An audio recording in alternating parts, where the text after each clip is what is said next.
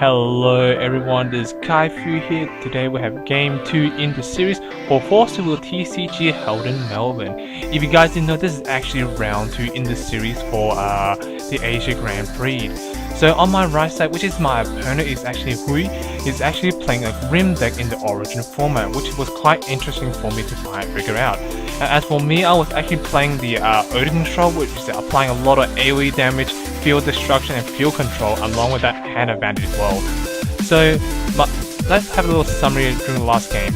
Last game, my opponent trying to establish field presence, but my deck actually countered it by using a lot of AoE damage and a lot of field destruction, not allowing my opponent to have a lot of resonance on the field and start slowing being down with my resonators. So let's get back to the game itself. And my opponent actually summoned Dorothy on the field, really good part on the field because I can't actually let that Dorothy hit on the field, so if it hits me, it will get more resource than I do. What I mean by resource, I mean by magic stones. So getting more magic stones, he has more options for better cards than I do in overall. So in this situation, I was actually forced to use a really powerful card, which I didn't want to use during this turn. But I was kind of forced to use it because I didn't have any 2 drops or 1 drop on hand to defend myself. So I was actually forced to use Odo the Dark Knight. What this Odo the Dark Knight does is that by paying 400 of my life point, I can produce 3 Darkness Wolf until the end of the turn. And then I use my last magic stone to play Indigo Siren on the field because she is actually a free cost. Now, for those who don't know, Indigo Siren is pretty much a taking a resonator control, so it's like pretty much your brain control, your mind control card overall in Yu-Gi-Oh! Overall. What it actually does is I can tap it to take control of 3 costs below until the end of the turn. So I can stop attacks like before battle phase. I can actually use you can use Indigo Siren to take control of it. So and so on. Use it to defend, use it to attack overall. So it gives me the extra defense, extra offense I need, or use it for sacrifice overall.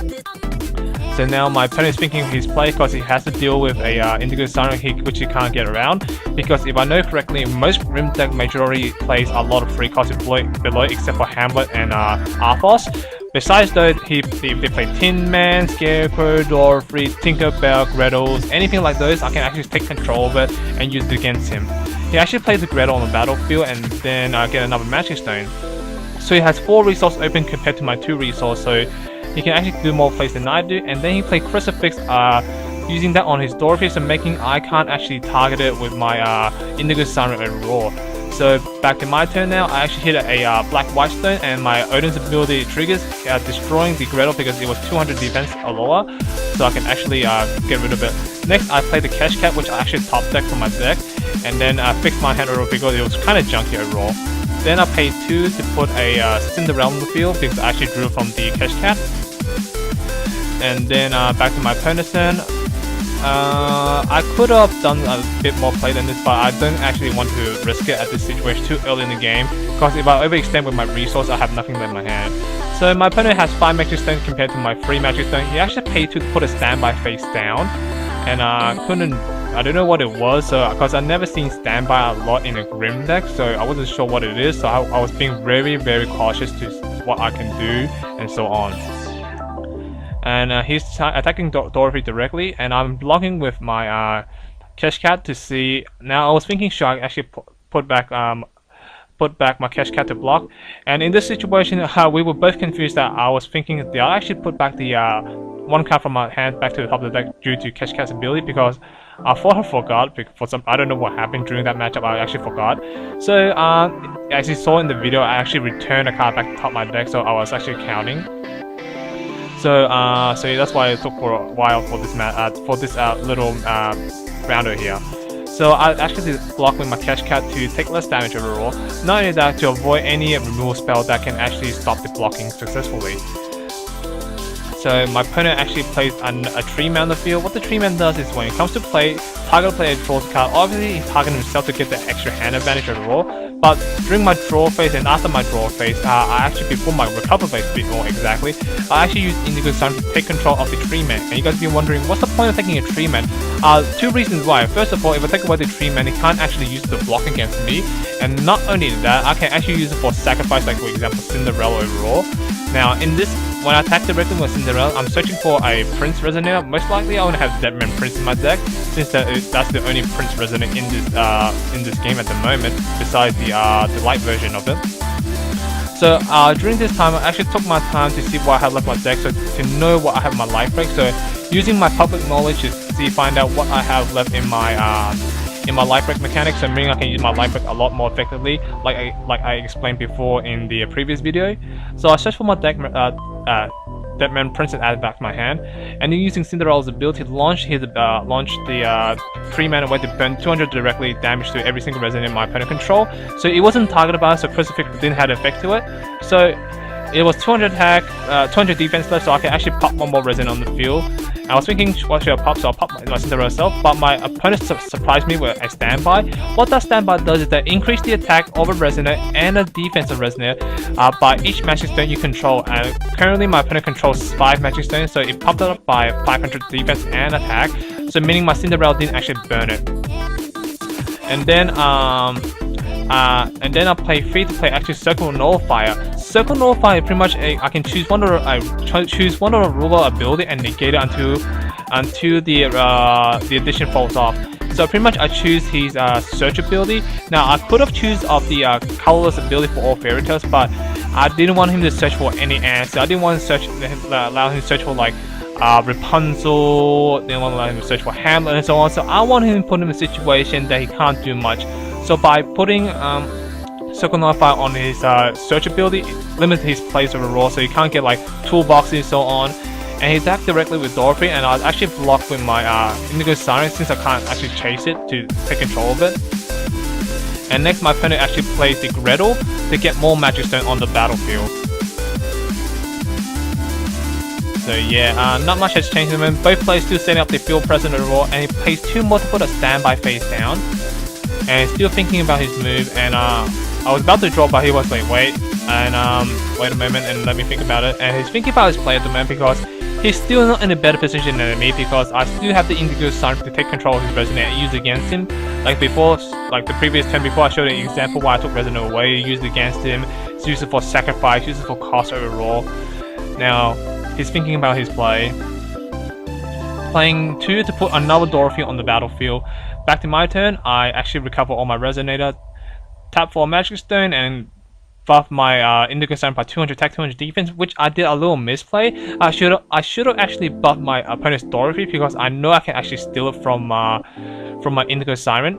And sorry for the block, I was actually a judge. I was thinking what I should do in this situation, and I actually took the Dorothy away from him and used it against him.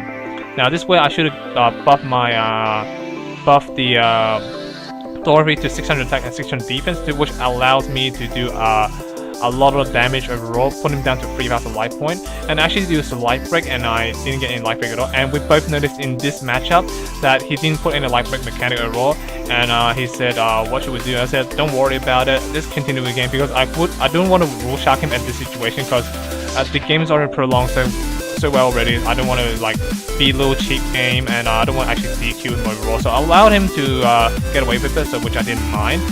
So I attacked directly with his Dorothy, and he blocked with the Gretel. And I actually had to use a removal spell here to actually get rid of that Gretel away. The reason why I actually did it because I actually want the extra Magic Stone right away to increase my chance of winning.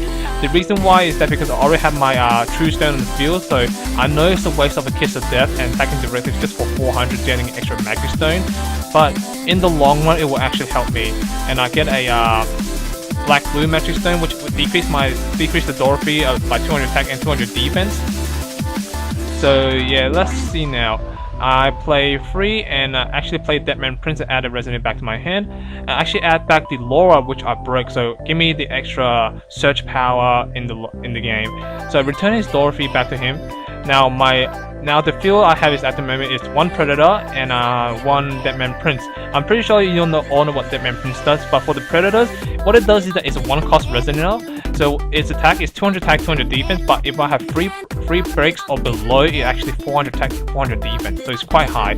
Next, my opponent actually pay 2 to put the 3 mana field, get more hand advantage, 600 attack, 600 defense to get more defensive on the field. Now, I was thinking what he should do in this situation, because he can attack me directly overall, and he does use the Dorothy to attack directly to get more Magic Stone. But I actually declare a block with my Deadman Prince. Let's see what he can do. Because I still know he has a standby, I'm assuming there's another boosting standby one. So I'm forcing him to either make a choice to either waste that standby of his or lose a Resident on his field. So that's why I actually declared a block with the Deadman Prince, because knowing that my Deadman Prince will survive the battle, and making a choice that if he survives the battle and then my opponent doesn't survive the battle. So my opponent is still in a sticky situation overall. So let's see what he tries to do in this situation. At the moment, I still have more hand advantage than my opponent, so which is a good plus for me. He actually used sprung the standby again to run over my resonator, meaning the block I didn't survive, so he will survive the battle overall. Now, from here, I'm still in a better position than he is because I already got my 6 Magic Stone and my Odin requires 6 Magic Stone to activate his J activate. So I'm just thinking what I should do. He actually pays 1, put the Red Hunter on the field, and I actually took the damage because I don't feel I actually need to block it because I don't know what else he has in hand. He could drop another Hunter attack my Resonator and run over, so I didn't want to risk that. So back to my turn. So now I was thinking I need to do extra 200 more damage to meet the requirement of my win condition. I will show you why the extra 200 damage mattered in the previous 2 turns ago when I stole the Dorothy, and I should have gave that extra 200 power to that Dorothy instead. So without me thinking so much about it. So now I'm thinking what I should do. I was thinking I should give my Jellyfish Flying, but I was thinking nah, I actually need the 6 Magic Stone open to actually J activate.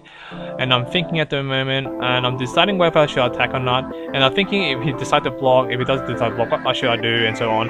But I still had the Indigo Siren to take control of it. So he actually took the damage and put him down to 2,800 life point, which meets the requirement of my win condition here. Because what my J roll does is actually does a lot of damage on the battlefield. So I pay 6 to J activate.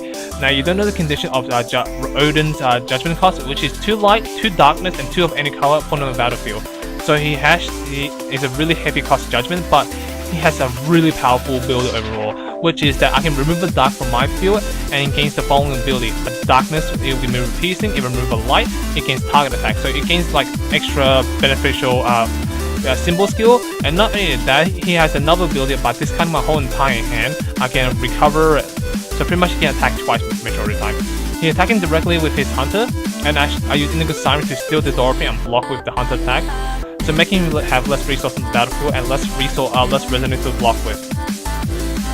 So now he's playing another Hunter and attack me directly once more, I believe. I think. Yeah, he is going to attack me directly once more.